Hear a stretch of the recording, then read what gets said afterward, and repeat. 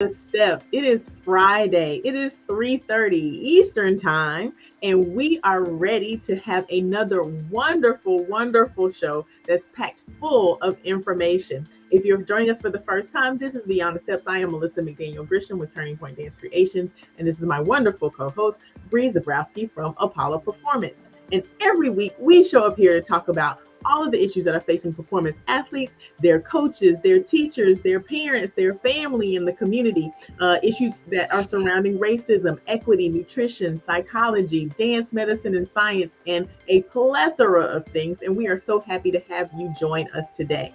Today, we are talking about a topic that is very near and dear to my heart because I am passionate about it. Why do starving artists still exist? And it's not necessarily why do starving artists still exist, but why does the perception that you have to be a starving artist still exist? And we're going to dive into that today with Suzanne Herschel. We are happy to have her back with us. This is the second visit to Beyond the Steps, and I cannot wait to dive into this conversation.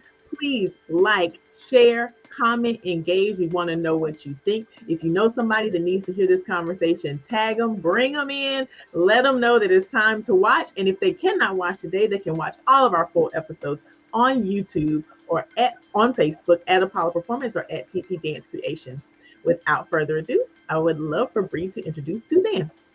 Thank you, Melissa. What's up, everybody? Happy Friday. We're so excited to welcome back Suzanne Herschel. Suzanne is the CEO of Rise Media and the founder and lead creator on Point to Rise podcast. She became affiliated with Confluence Ballet in February of 2022 through an interview with two of our company artists and seeing mutual interest and compatibility with the organization's missions, and joined the board soon after that. As a former dancer who spent 25 years in the performing arts, experiencing firsthand how the industry functions, Suzanne uses her platform and her role within Confluence to expand the scope and reach of ballet and works to make the art form an equitable and sustainable career within Confluence and beyond. With over 10 years of experience in managing a Fortune 500 company, she built and led her own seven-figure business before combining her knowledge and passion into building the bridge between tradition and evolution with Rise. Suzanne, welcome back. Thank you for being here. Oh, my pleasure. Thank you guys for having me back. Always looking forward to our conversations. Yeah, I loved the last one. I'm so excited to get your perspective on all of this today. Before we get started, tell me a little bit, give us a basic understanding of the work that you're doing with Rise. Tell everybody about Rise and what your goals are for the organization. So my big dreamy 30,000 foot vision is actually to find the way or a way or multiple ways to move the performing arts altogether, that entire industry, out of the financial stability that it's seeing right now, and finding ways, implementing ways on how they can make their own money and give them their power back, basically, so that all the things that we're talking on this podcast particularly about, we would no longer really need to talk about. I love it. And I hate going back to the dreaded, the P word, the pandemic era. But if anything, if we learned anything from that time, it was how vulnerable this industry is financially, to a crisis like that. And we just need to do better. I mean, literally, like I can say as a company that makes dancewear products, like that was such a scary time for us, but also for so many of our studio customers and our retailers. Like everything shut down, and I would go so far as to say sort of collapsed on itself, and we had to really build it back up. And I know I'm not alone when I say I don't want to see that happen ever again, right? I would like to add something to that. I think that the pandemic was the continuous 2x4 that was hit over the head to this industry, because let's be honest, every economic downturn we've seen, even just in the 2000s, had that same effect on the arts, but nobody was really talking about it. I had an interview with the executive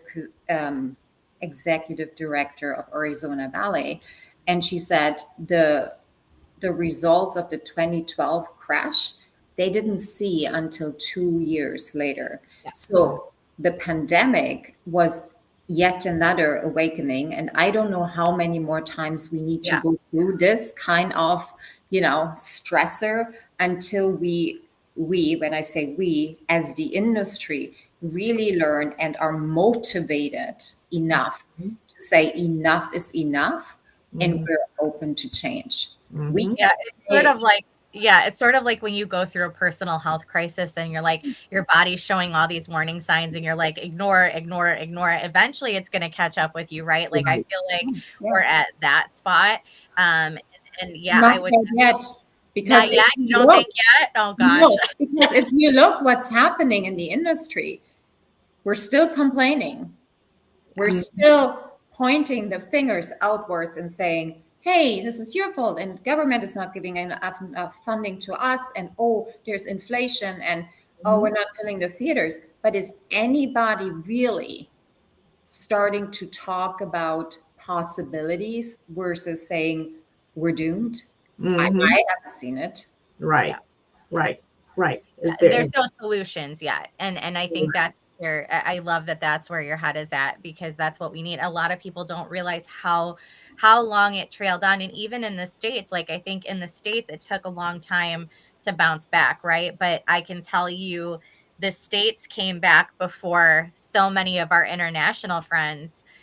Canada really, really struggled. I mean, it took almost double the time to sort of bounce back from that. As did I think our friends in Australia are still struggling. Our European friends are still seeing the effects of it. So I think it's been very far reaching. And I think, we get consumed and stuck in our little bubble, but it's important to know, like, this has affected the industry worldwide. And certainly there needs to be a solution. So we're really excited to dive in today. And Melissa, that's a great segue into our first segment of questions. Yeah, I want to dig into the historical context of what do you think, or how do you think, or from your experience, where did this whole starving artist concept come from? Because I know that, historically we think about artists and even in European nations as royalty was coming up, like dance and entertainment and those types of things were of value. And how did it become that this thing that was so valued and put on such a high pedestal by such esteemed people became, okay, we don't pay these people? Or it's always like, there's never been a point in my lifetime that I haven't heard that term or no. Right. So when did that start and how? And why has it endured so long? Yeah. Well, let me start with a belief is just a thought we keep thinking. And that has been passed on since the early 1800s, actually, where in Paris, out of all cities, a poet named Henry Murger wrote about the romanticization of giving yourself completely to the art, no matter what it takes, dying for it, starving yourself for it, and creating art just for the sake of creating art, which actually served as a libretto for La Bohème, I believe, and for Les Mis. Okay. So, and with that, he was actually talking about 4 other writers that he lived with, and he observed their behavior and how they were all living together and just, creating in their own little bubble art, but never had the ambition, or let's say even the feeling of deserving that they could make money with that. Yeah. And this is where it started. And just like everything in dance, it sort of just is passed down.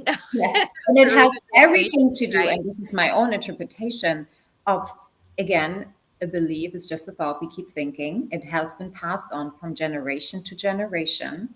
And for some reason, we just think, we believe, we keep thinking that this is the only way we can make it happen. Because think, you're not an artist if you make money. You're a sellout when you make money. Exactly. You are a sellout. But in a world, this blows my mind, because in a world where it's where everybody's about making money, and right, like everybody wants to make money, everybody needs to make money to survive. Why are the performing arts so different? And why, when you have dancers who are, that's, by all rights, the toughest athletes in the world, why is there such a gap when you look at a professional dancer and a professional Football anything player. else, right? Like, how are they so far apart? Like, what is it? Well, I don't have like a Yeah, deep no, for that. I'm just Let's explore sure. that, though. And here's my version of that. So I believe, particularly sports, right?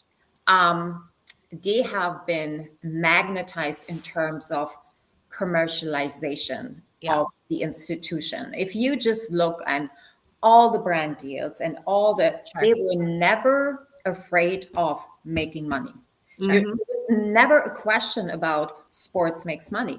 And it's a very simple concept. There are two teams, they chase after a ball, and there will be one winner and one loser.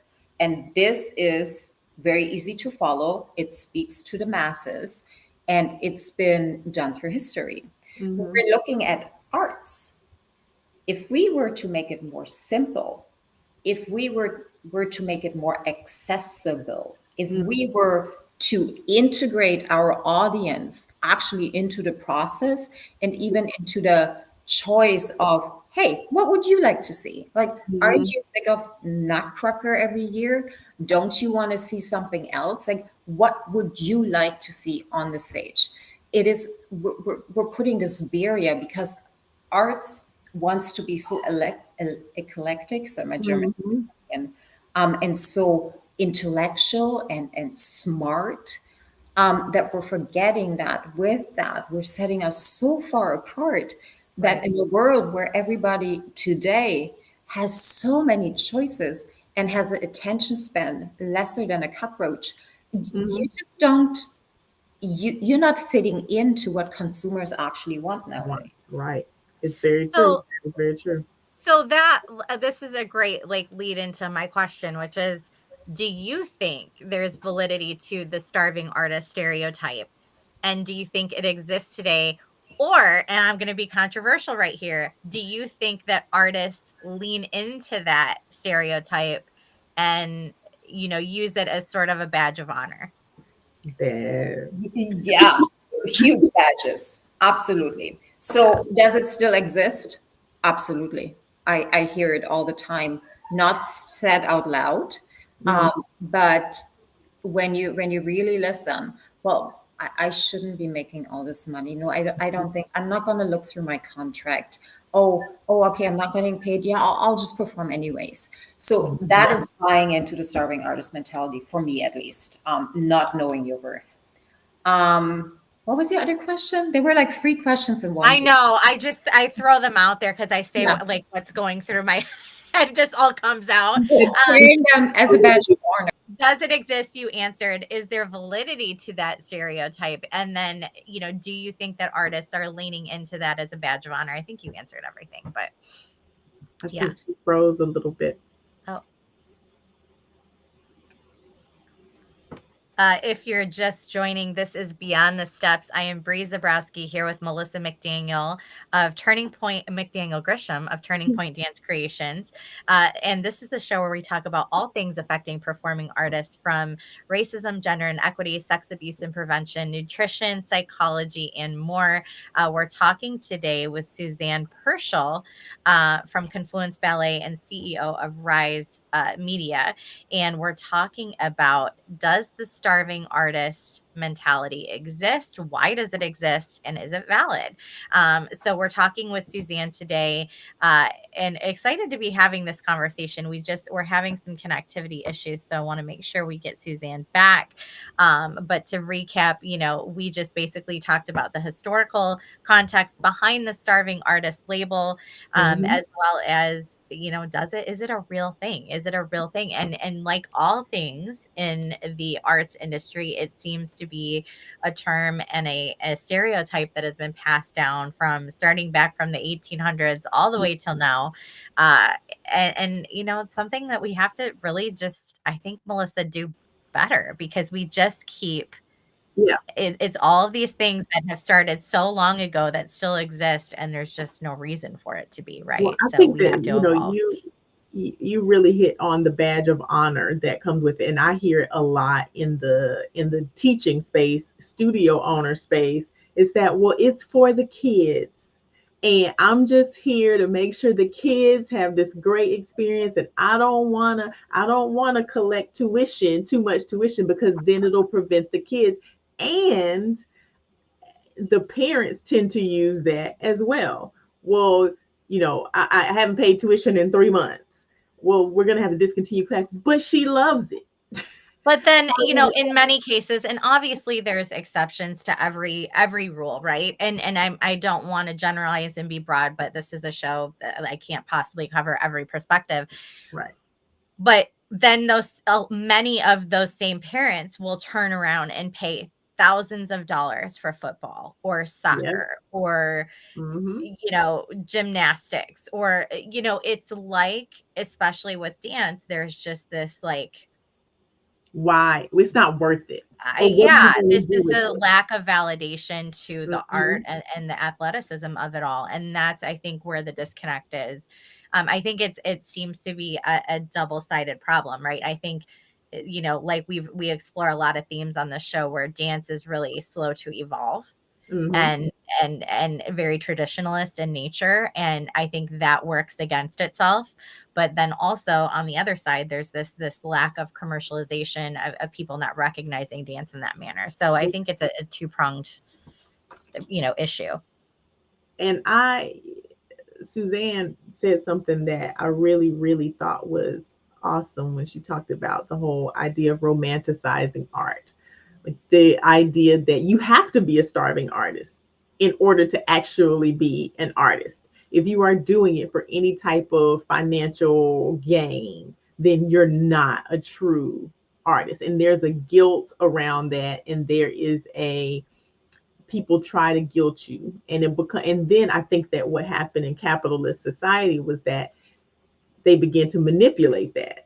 So Yeah. as artists put that pressure on each other that, oh, well, if you're doing it for any type of financial gain, then you're not really an artist. You're not truly an artist. And capitalist society was like, great. Hey, I only want to hire real artists. And a real artist will work for X, Y, and Z small amount. That's not the actual value of what it is that they provide. Yeah. And that is, I think that is where, we have gotten to this point. And we have to stop that. Like, we have to be able to say what we do is valuable, and the work that we do deserves compensation.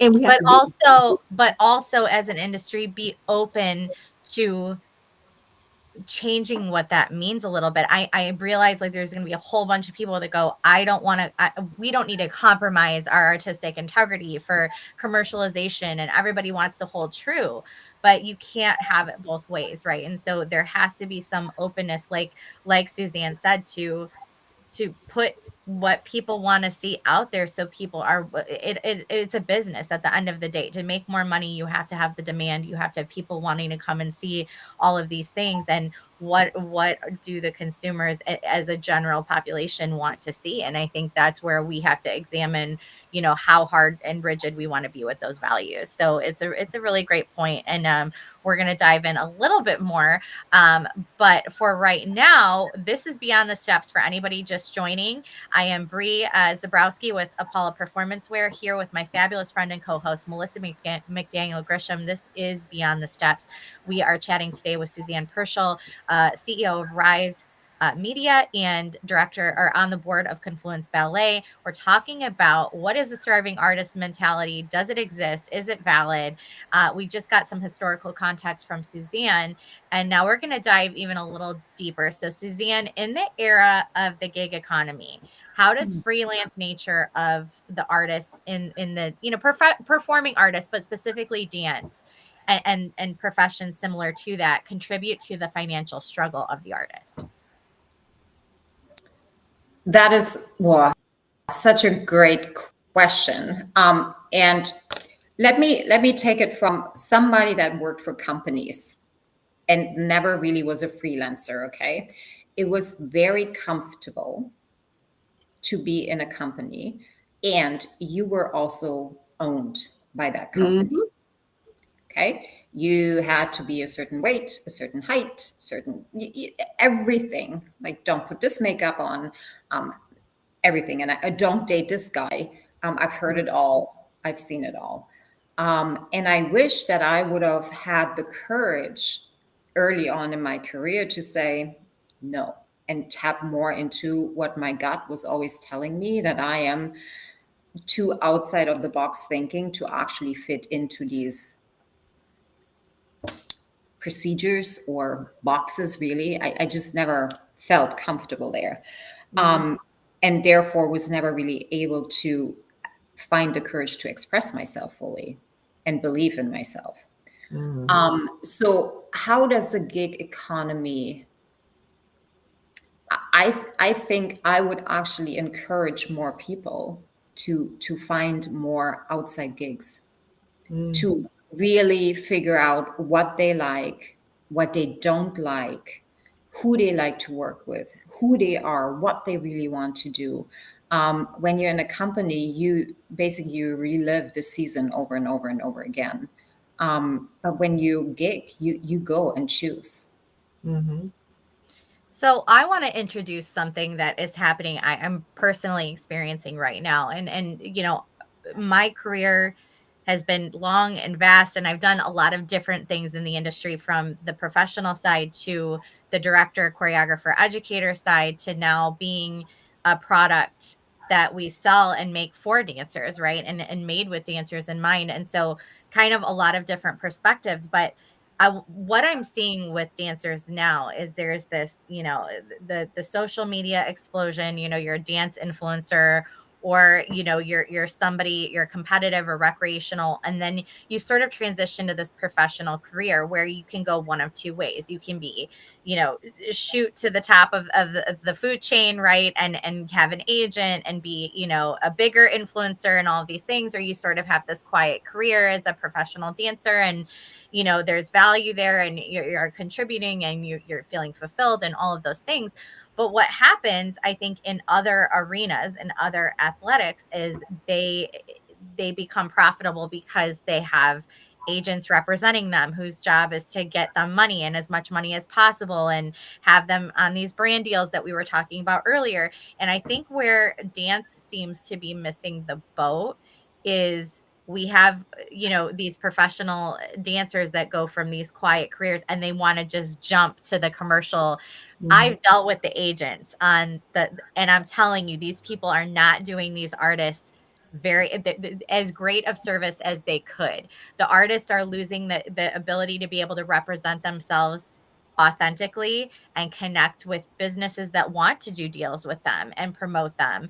Oftentimes agents are asking businesses for things that are completely unrealistic numbers that are tied to other, athletics and other industries, and they're just applying those numbers to dance, and the ROI does not match, right? And so it's very off-putting as a company that wants to work with artists and put artists in the forefront, because you're like, I've worked with so and so over here with X amount of followers and X amount of experience and X amount of, they have, case studies with the work that they've done. And we have nothing on the dance side, and we want to work with you. We want to showcase you, but maybe it's a revenue sharing program or something like that. And the agents just want a flat fee, flat fee, flat fee, flat fee, but you have to earn that, right? And so yes, we want to commercialize, and yes, we want to put dancers in the forefront, but we also have to take that intermediary step where we're allowing the dancer to connect and represent themselves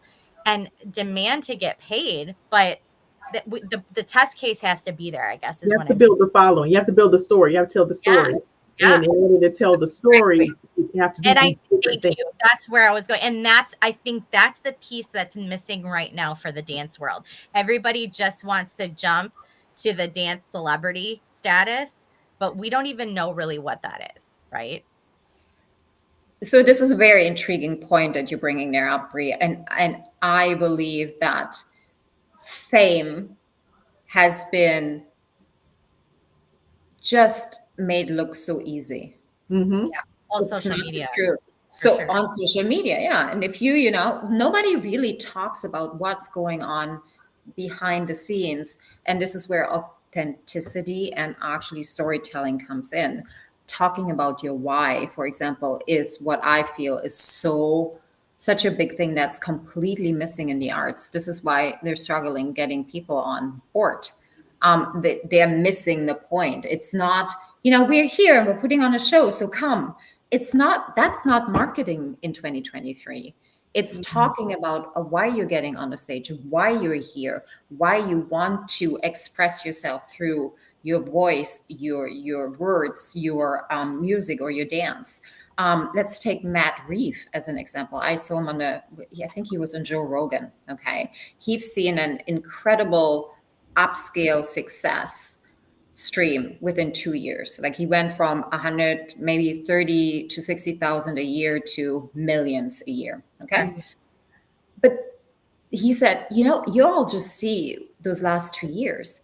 You didn't see the struggle, the 11 years prior to this that I went through, and nobody wants to talk about, That's And anybody that's self-made. Everybody wants to go at the people that are at the top, but they didn't see the struggle that they took to climb that ladder, right? And there's all kinds of societal, influences that we're not going to get into on this show, but there's all kinds of things that can contribute to that. And maybe it's not the struggle, but it's the getting ready for it. Sure. It's the letting it in. It's the defining your craft. Yeah.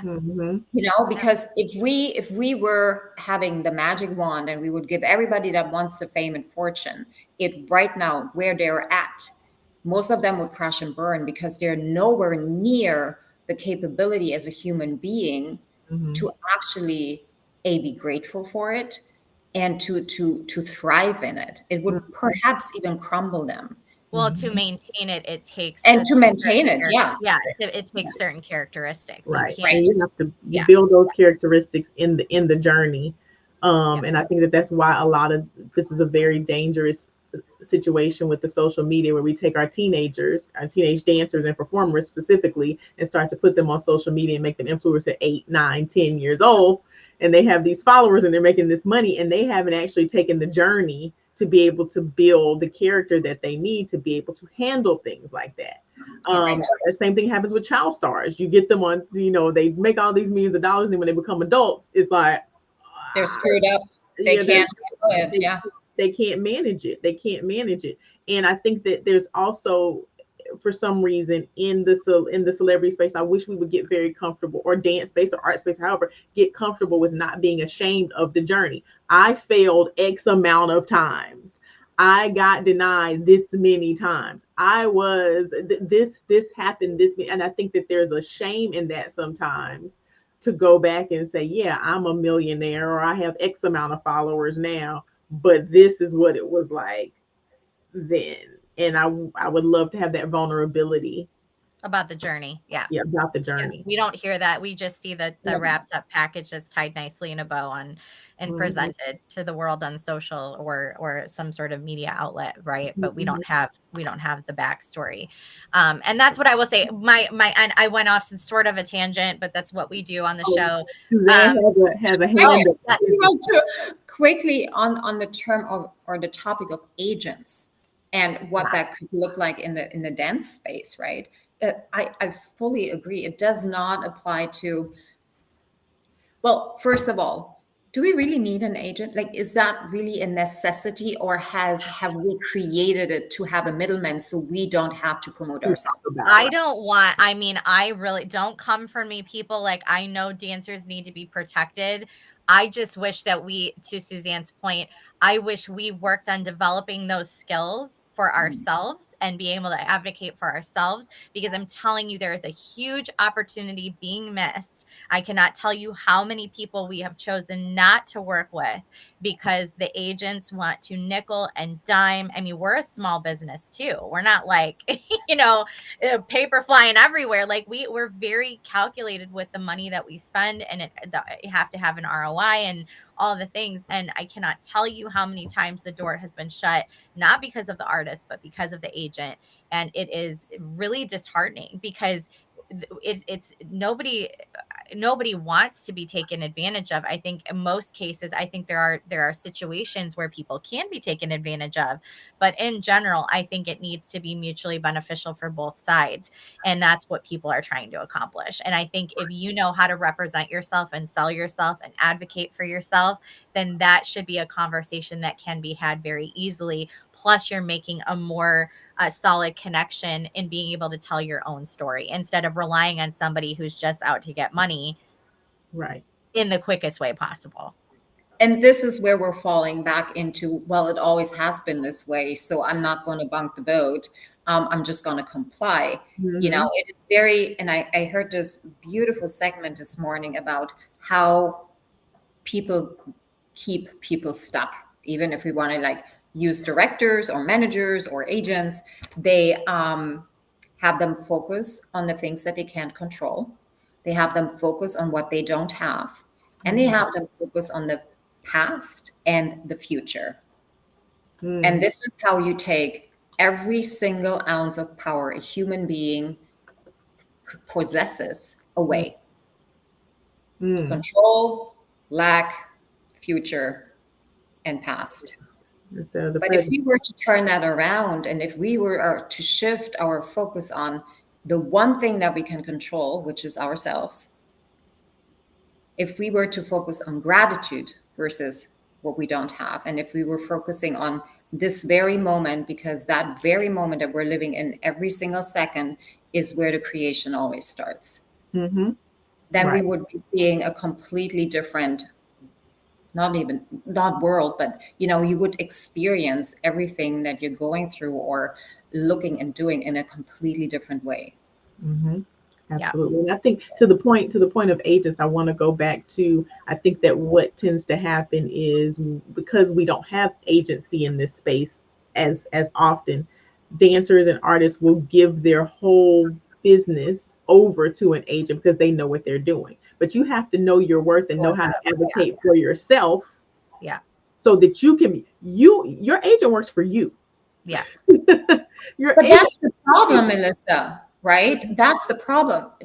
Two, actually. Particularly dancers don't know their worth because from the time they put themselves into the studio, they're being told all the things that they're not. So how can they know their worth if they're not consistently working on keeping their worth or they're knowing about their worth? And it's also the lack of knowledge around business.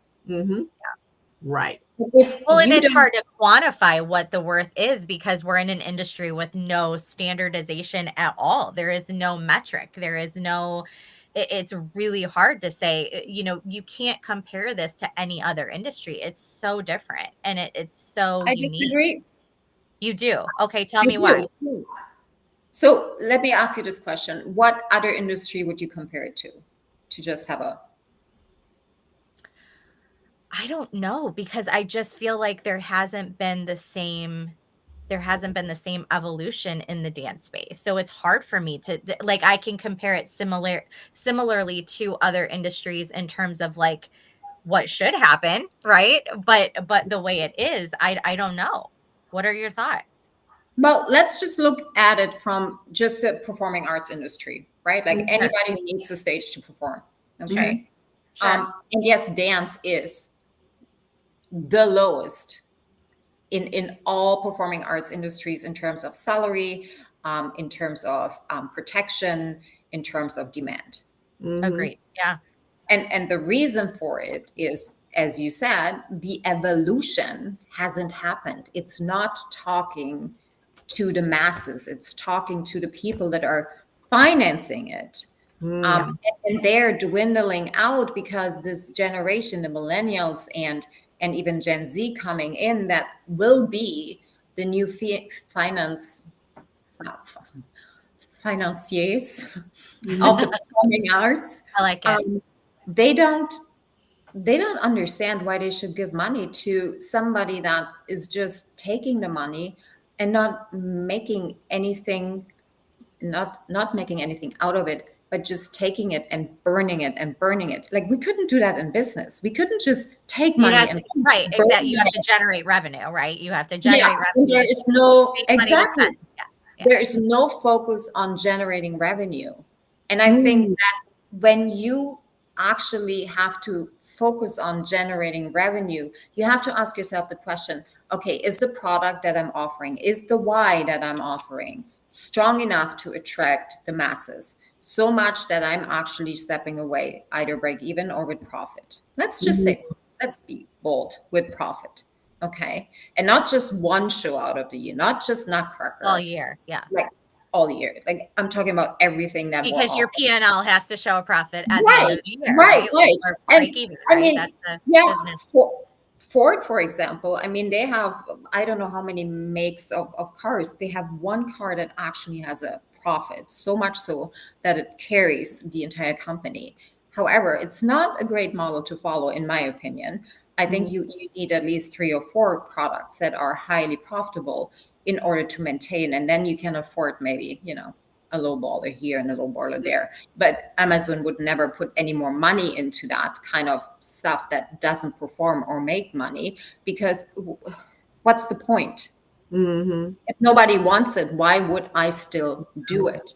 And that is the point that particularly dance has missed, the adaptation to, hey, what would it look like if we actually would look at it from a business perspective? We can still uphold traditions and we can still operate and pass on traditions, but in a modern way. And that doesn't mean rolling around on the floor. That means looking at technology. How can we build that bridge? Looking at business. Who can we bring in? Do we really need 25 people on the marketing team, particularly with AI? No, you don't. You can get your overhead down drastically by just being educated and listening and have the right people in the right chairs to tell you this is where it's going and you need to lean into this. And I see, listening to Suzanne, I look at the movie industry. Like there are actors. The actors are honing their craft. They are artists, but they have a very clear price tag on what they're doing. So this movie, I'm going to hire this actor. I'm going to let them do what they do. I'm going to make a movie, and the movie is going to make this much. And the movies continue to evolve. The storylines continue to evolve. The special effects continue to evolve. The way they market them continue to evolve.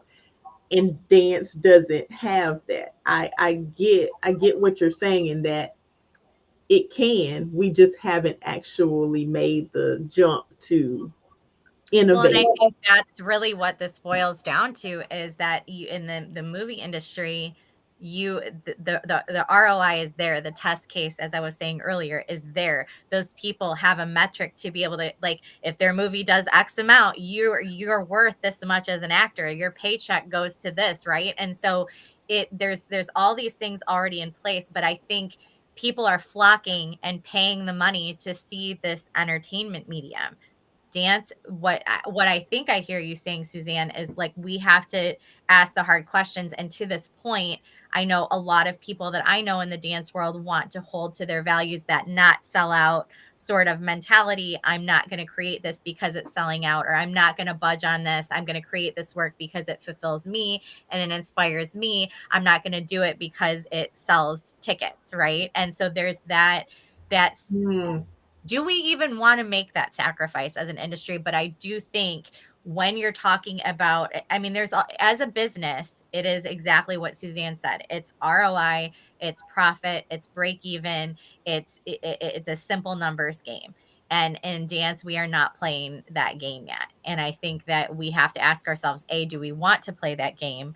But B, if we do, there's going to have to be some concessions, because you can't have it all in business. You just can't. So can we reframe that a little bit? When you say you can't have it all in business, what do you mean by that? I mean, there's not a finite amount of money for any business. You have to start, you have to make concessions, and you have to take the first step forward. And there's all kinds of things we want to do with Apala, but we have to wait. We have to accomplish X, Y, and Z first before we can get that thing, right? And that's true in any business. You have to start small and build up. So you all the big dreams and the ideas you have, sometimes you have to sacrifice those bigger ideas in the beginning to take that first step forward. And so I think you can have it all, but you just can't have it all right away. now.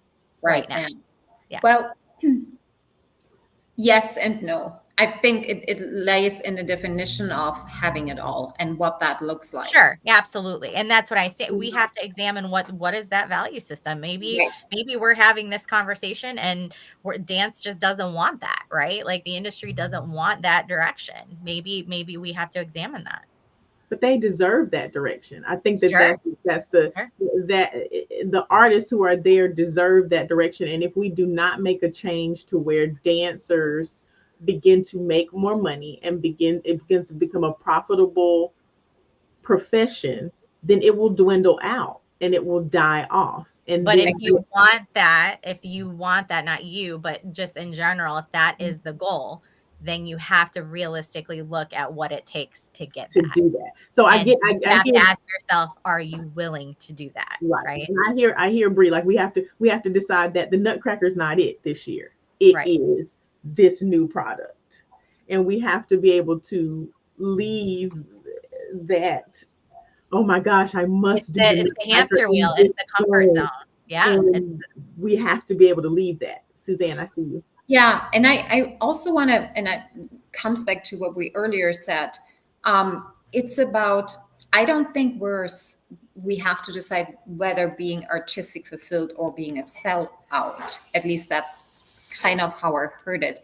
I think you can combine being in business and being smart about business and leaning completely into it and just creating for the sake of it. Nobody in business creates a product, or nobody successful in business just creates a product for the sake of the product. Right. It doesn't work. Like those companies just don't exist for very long. Mm-hmm. Let's take ChatGPT. Like they met a demand, and within 5 days they had 1 million users. Now it's not that they're not struggling now to figure out, okay, this model doesn't bring enough money. We need to change here and change there. It's about looking at the problem, seeing it as it is, and then pivoting as fast without any emotional attachment. And that's, I think, is the main point that's missing in the arts. Everything takes forever. Mm-hmm. Like there is so personal. Yeah. Right. It's so personal. It's so emotionally involved. It's so, oh my gosh, if I can't do this, then I'm nothing. Because dancers particularly identify themselves with their job. Yeah. Mm-hmm. It's so true. It's more personal than most professions, right? Yeah, and it's so dangerous. Yeah. Mm-hmm. And I think we're seeing exactly the fruits of this kind of thinking. And Melissa, I really truly agree. And this is why I'm so passionate about getting all artists or entertainers out of this powerless kind of mindset that if we're not changing something in 30 years from now, there is no more money to give away. Mm-hmm. Yeah. Well, we've said a lot in this segment. This has been a really powerful, important segment. I hope people listen to this because there's value here. But I want to call out, Suzanne, your point of before we move on to homework and the kind of wrapping up the episode. But we can start really simply by educating ourselves, making sure that we're aware of common business practices, utilizing all the tools at our disposal to work in our benefit, albeit AI, social media, that we know how to navigate those platforms. That's all just simple education, that we're aware of finances and math. Those are things that we can do to be in our own power. And I think, Suzanne, that's one of the most important things and the important steps here that you've said is we really have the power to do all of this on our own. We just have to take time to educate ourselves. So definitely a great point. And if you're just joining, I'm Bree Zabrowski, co-founder and CEO of Apollo Performance Wear, here with my friend and co-host Melissa McDaniel Grisham of Turning Point Dance Creations. We're talking to Suzanne Purcell today, CEO of Rise Media. also on the board with Confluence Ballet, 25 years of experience figuring out how to bring ballet to the forefront and make it more equitable. And we're really excited to be having the conversation today about what are starving artists? Where does that term come from? Does it exist? Is it still valid today? And how do we get off that hamster wheel? We're going to go to homework here shortly. But before we do, Suzanne, the last thing I sort of want to ask you is, how can this artistic community sort of come together to advocate for fair compensation and better economic conditions for artists? Are there successful examples of those collective efforts being done now? Well, I think the actors and writers strikes is one big successful example that we've seen over the past year. I think it should serve as a prime example of what can actually happen when people combine their power and let go of fear that, I won't be hired again. I don't get this job. How am I going to eat? When you let go of all of these negative emotions and you just concentrate on what you are capable of, you can make mountains move. And I grew up in East Germany. I was 15 when that wall fell down. It wasn't somebody deciding that the wall needs to come down. It was all these people that a year and a half prior starting to show up on the streets every Monday. First it was 10, then 100, thousands, 10,000s, 100,000s. It is leaning onto each other, feeding off each other's courage to say no to what you don't like and yes, what you do want to see. That change, nobody is going to bring to us. Nobody's going to serve it on a silver plate to us. Like it's all up to every single person by leaning into and understanding who they are and who they want to be. Well, and before we go to homework, I want to say, if there was any doubt of how important the arts are, and dance specifically, look at what happened in the pandemic. That is literally what got so many of us through that time, was the entertainment and arts industry.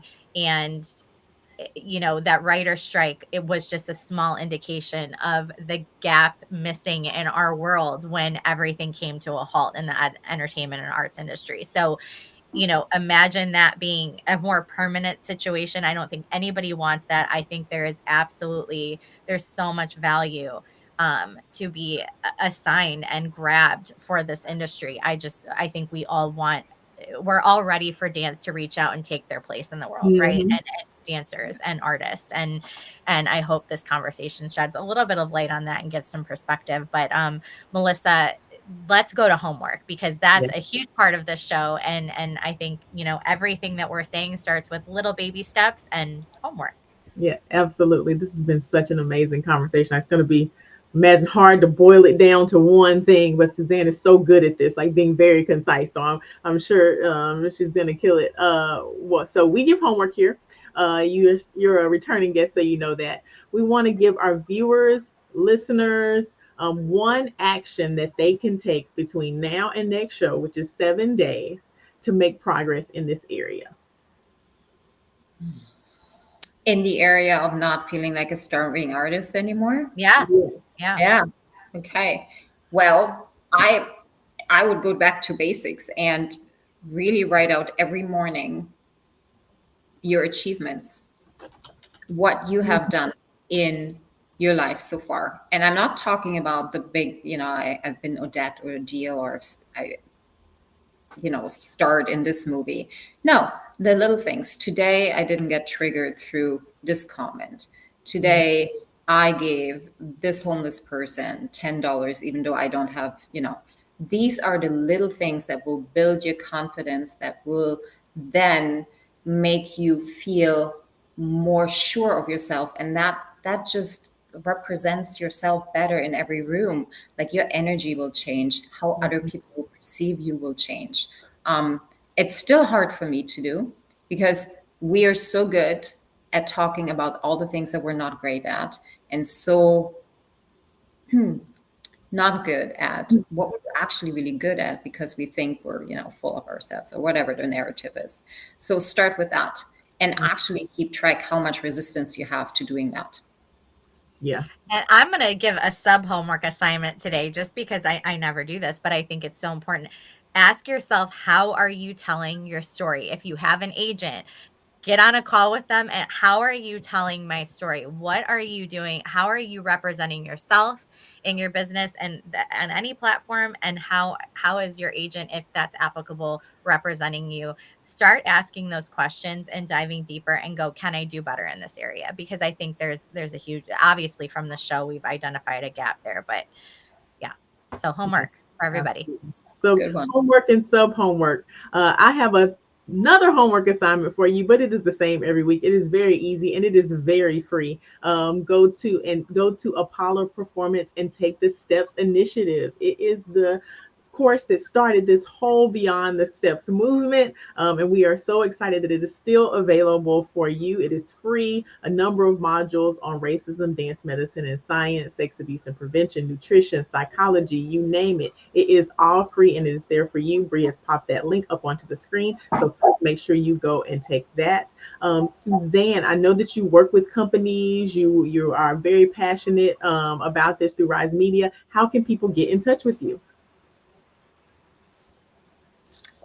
Well, you can get to point_2_rise. That's Instagram. I'm mostly though on LinkedIn nowadays, because that's more my audience. Under Suzanne Purcell, you can find me there, or you go to rise.io. rise.io. Got it. Awesome. Thank you so much, Suzanne, for being here. This has been an incredible conversation. And I think if anybody out there, please watch. That's how we get this information out in the community. So it's an absolute pleasure to have you back.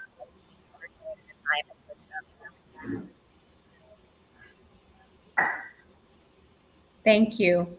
For all of you out there, I'm not sure what's happening. Oh, can you hear us okay, Suzanne?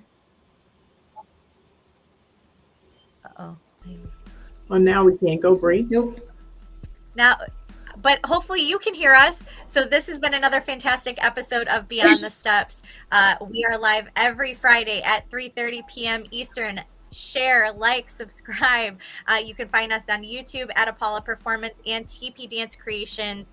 If you have a topic you want to be a guest on Beyond the Steps, message us, DM us on any of our social platforms. We want to hear from you. We are already booking into Q3 of 2024, Melissa. So we are way ahead of schedule, but we have room for more guests and more topics. So let us know, hit us up if you want to hear about something specific.